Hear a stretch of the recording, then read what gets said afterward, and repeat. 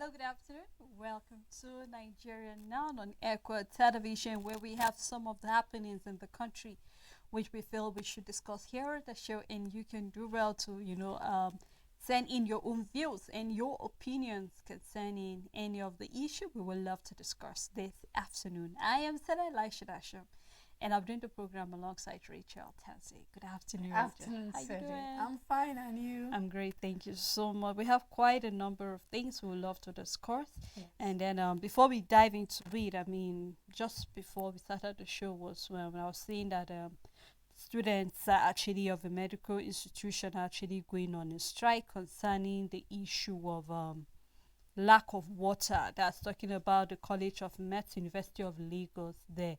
And I think this is not the first time we're seeing issue where colleges or tertiary institutions are actually going on a strike because of that, and then they are protesting about it. Actually, the students are not happy. They said, in fact, regardless of that, they have made this known to the school authority, but yet the school authority is adamant about doing anything about the issue of the lack of electricity. In fact, that has been affected to the point that they do not have water in the campus, and then even the vendors are serving them spoiled food and all of that, and it's quite tight, Rachel. I mean, just yesterday was when we were seeing that even the University of Uniben are actually, the school is looking into maybe they should just hold on for the meantime because of protests. And I think we've been seeing this protest breaking out, and it's always it's either lack of electricity or shortage of outreach or water or one thing or the other. And you just can't help but wonder what is really happening, Rachel. Yesterday we were discussing on strike coming from the non-academic staff. SANU, ASU is warming up. In fact, this morning we saw in the paper where ASU is saying, you know what,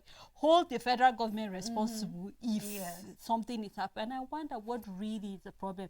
How can we resolve this thing? Because I am not expecting that students should be in school and there's no life for them to study. Already exams are ongoing for other varsities. So it's really very, very sad, especially for looking at the fact that these are future doctors and we want them to be very comfortable so that, I mean, when they come out, they'll come out with their best. So I hope the government is looking into doing something about that.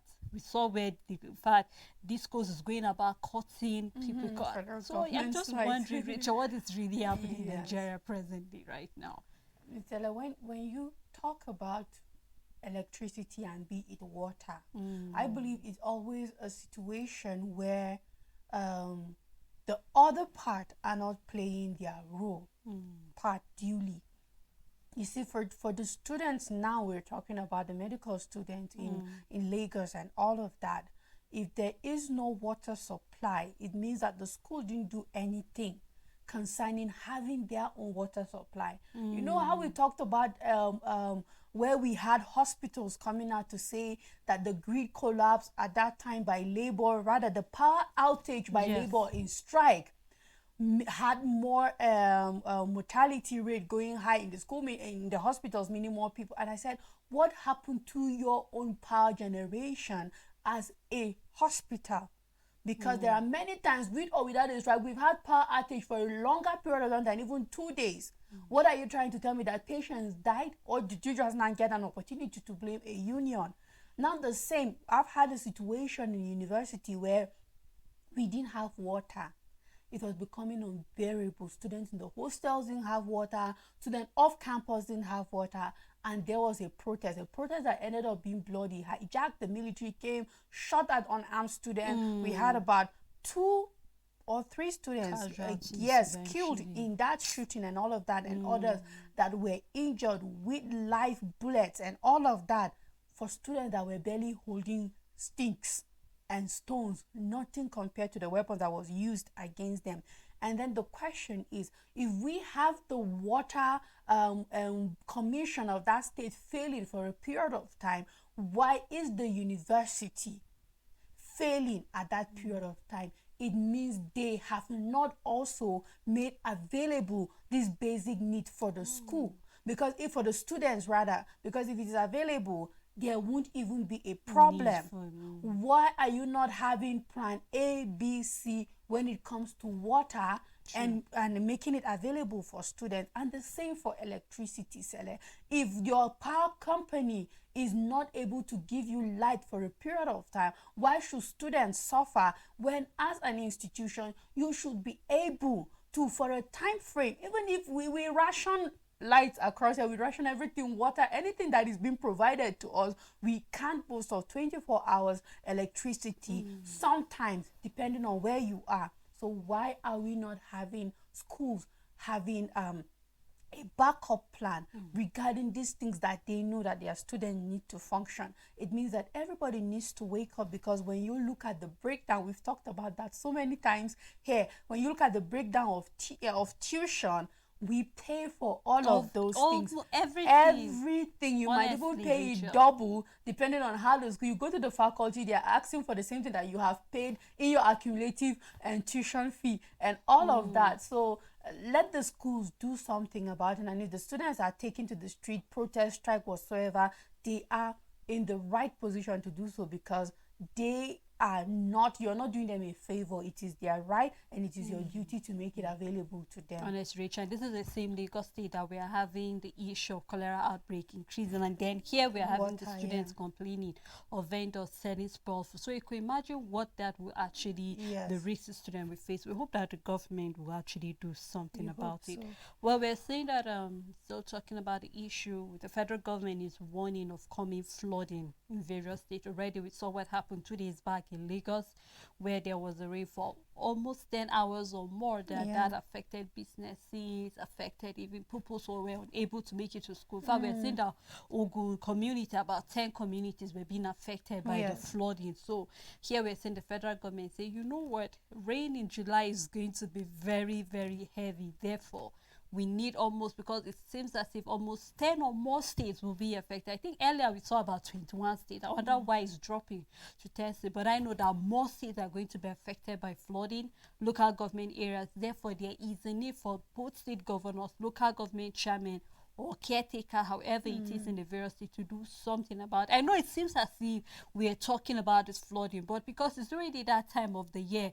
I mean, when I was looking at the papers this morning, I was like, it's like the federal government were actually listening to me when I was saying, I hope Cameroon will not open their dam this year and again. And then it was on the paper, they said there will be no any opening of dam coming from Cameroon. But nevertheless, we're still seeing that the water is going to be higher than it used to be. So therefore, there is a need for community, state, and everybody to be prepared. So I hope that will not come to where NEMA will have to start giving palliative for people who have been affected. We hope not. Therefore, the government need to do something as it is presently. Right now, while there's still time, let the states that are yet to be affected by this flooding should do something, because we've seen every year the federal government, NIMET, coming out to give warning, yet, Rachel, yet, after the warning, we still have casualties, flooding, homes, people dying, and all of that. So I hope we'll not take this warning lightly as a country, but we'll do all that we need to do as individuals, NGOs, states. Let's do what we can do to actually protect ourselves from the flooding eventually. So let state governors know where till their state is being mentioned. What are you doing right now at the moment? What are you doing to make sure that even if the federal government don't have a statistics or a report about you, you look at certain communities, just as you stated, because the thing is that it might not, for some states, it will be bigger, like it will cover up more areas. You already know, okay, you're in a flood prone area. Yes, exactly. Yes. So it's easy for you to know, okay, that this is coming my way. But even if you are in a state, right, that normally you don't have any issues with flooding, what you're supposed to do is that there will be a community that is lower based on landscape than the other one, talking about local government areas, and then you help them. What do you, I think states that are not that prone to flooding are of an advantage as it is now to helping the fewer local governments that might be prone to flooding, depending on where they are located and depending on how the rains come for them. Now, this issue of flooding is very serious because it's shifting, right? Recently, I think when we had the heavy downpour, I think that was on Thursday or thereabout, and I was going back home. Now, there is a usual place that always have flooding because it used to be like it's a swampy area. Now the activities have changed there, there is farming activity going there, there's deforestation, there's mining activity. Is no longer swampy as it used to be. Despite the massive rain, it did flood. It was when we moved a little bit further, it was a different place that was flooded. Literally, it was covered in water, the road was covered in water, and then people had to stop vehicles on the other lane, couldn't move because that lane was entirely covered with water. And we can see that the area that used to people would prepare because they know this place is changing. So it's important. Exactly, our activities even changes where could possibly be prone to flooding and all of that. I just hope, right, that communities call in the help of experts. If your fence should fall, nobody will build it for you. We don't insure houses in this country. We don't have insurance because if your house should fall due to flooding, it's a natural disaster. If your house was insured, you can get back the money to build it. But insurance is just coming in little by little. We have car insurance, we have health, but I don't think the mass majority of Nigerians have a house insurance at the moment now. You'll be left alone. So don't wait. Look at the activity. Just be vigilant on your own, because the truth is we will have government that will sleep on their duty, and they may focus on a different area thinking, okay, this might be it, and then not knowing that where you are could be that place. So do your own survey as a community. Spend a little money you can spend. I think we just have to help ourselves concerning flooding, because that pupil that got washed up, we saw it on the paper. It was like the rain washed away these people and a pupil. And then today the news is that that student have died because obviously I'm sure the parents didn't think or that water would be as disastrous as it is. Of course. I see people moving in flooding in water, and I'm wondering, you how do you do that?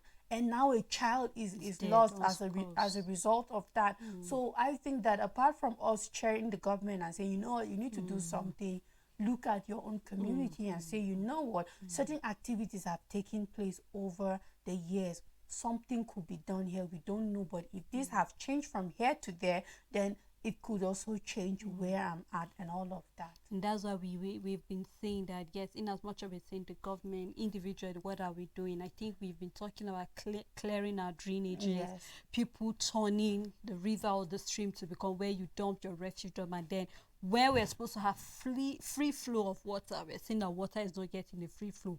And trust water, when it doesn't get a passage, it definitely creates a way for itself. So let's just do what we need to do so that we can avoid that. Now we know that you and I, we've been talking about the CNG buses, and then finally we're seeing that yesterday there was a launching of the CNG stations in Lagos and Abuja, and then we see that the NNPC GMD talking about Mile Kyari said that there is still work toward making sure that we have other CNG stations, because we're blessed with natural gas, and then we have to take good advantage of it, and it's even more cheaper than, you know, consuming of fuel and all of that. And I think this is the best news Nigerians have been waiting for. Having these CNG stations is really new. So we hope that it will get to almost every state. These are stations that everybody is looking forward to. I mean, we're seeing where we woke up this morning to seeing that yesterday the president had his presidential committee looking on the, and then Dangote is saying, you know what, in months it's possible to change Nigeria, and then we're seeing the coming in of the CNG buses. So it's more like they are actually together. So we are hoping that with this, it will not just stop in the FCT and in Lagos, but it should spread to every, you know, every state, because we all need the CNG stations, as well as making sure that, you know, whatever filling station will make availability of this, you know, station, so that we can have these things rolling. And then to some extent it will help to reduce the burden of buying petrol, buying of fuel and diesel for Nigerians. So this is a welcome idea. I know that we've been on the federal government to do what they need to do, so we give it to them, thumbs up for this initiative, and we hope that it goes through eventually. That's our desire. I just hope that Salah will wake up to reasonable transport fare and all of that. And there's nothing more than kudos to the government concerning this. Like, we've been waiting. President Tinubu, you have promised CNG buses. You said in universities, you said this and that. We have been waiting. It's finally here. And then we can say, okay, well done, because it might start from major cities and all of that, but it will definitely spread across the country. And I hope that we are receptive about it and then willing to learn, and also know some of the hazards that could occur due to its usage and all of that. We know that gas by nature, any type of fuel, is flammable, just different level of how flammable it is and all of that. So certain precautions and measures should be taken. However, Selewi, we can't talk about certain things without just bringing certain disadvantages to it. And I remember when cooking gas became the in thing in the country, for example, it was very affordable. Kerosene became expensive, and then cooking gas became the most affordable. Everybody was, go and get gas, it's more affordable. I can remember it was barely 200 naira to a kg. I can remember. And we are not talking about 10 years ago. No, we are talking about not up to 10 years ago. We are looking at 6 years back. This is not far, when cooking gas was very, very affordable. Every house was going for it. People were ditching their coal pots and all of that. No more cooking with firewood, except if you want to boil water and all of that. But every household could afford a cooking gas and all of that. A gas stove, let me put it like that. And we wake up today and we are back to charcoal, because the cooking gas has failed on delivering affordable gas alternative for Nigerians. I just hope that the CNG is sustainable in price, precisely. Very true, very true. I just hope that we do not wake up to something outrageous and then it's almost from frying pan to fire, if I must put it that way. I hope the modalities to make this sustainable and affordable is being put in place, because we don't want to wake up today and then 2-3 years later it's so expensive and people have invested in it, and then now there is no going back. It will be like we're just in the same vicious cycle of just not having anything better when it comes to the standard of living in the country. So not to predict, we know how the market is. It's not a prediction, it's not wishing. I'm just calling upon the government that we hope and we are trusting and believing in you, that you have put in the modalities to make sure that this is very sustainable for a very long period of time. We don't want to wake up to a different kind of turn of events when it comes to the availability and the affordability of this liquid gas. Very true, Rachel. Because if there's one thing we are lacking in this country, just like you said, is sustaining. Yeah. You see that a government will come in, an administration will come with something very brilliant, Yeah. and then the continuation, we don't have the next government will come with his own agenda, wondering what will I do with the CNG bus, and Exactly. then And we're just back to the petrol again and all True. of that, and then we're seeing that the drama that is happening there in the petrol industry over there to the IUC, whether it's expensive, adulterated fuel, and a number of things are coming up, and it's becoming scarce as well. Yeah. So we hope that if there's a way we can make this thing to be sustainable, and then making sure that there is a body that will make sure that we maintain it. Yes. Because it's one thing to bring something and then eventually the government will just forget about it, and then there's no maintenance, and then we'll see drivers are being left to cater for whatever the outcome will be. So we look forward to making sure that it spreads. Right now we're starting with just about 12 of that in the FCT and then in Lagos, so we hope to see others spreading across the country. Well, I guess that's how far we can go. Thank you so much, Rachel, You're welcome, for doing this Sele. with me. And also thank you to our viewers and the entire production crew. We look forward again to doing this next week. Please do have a great and wonderful weekend.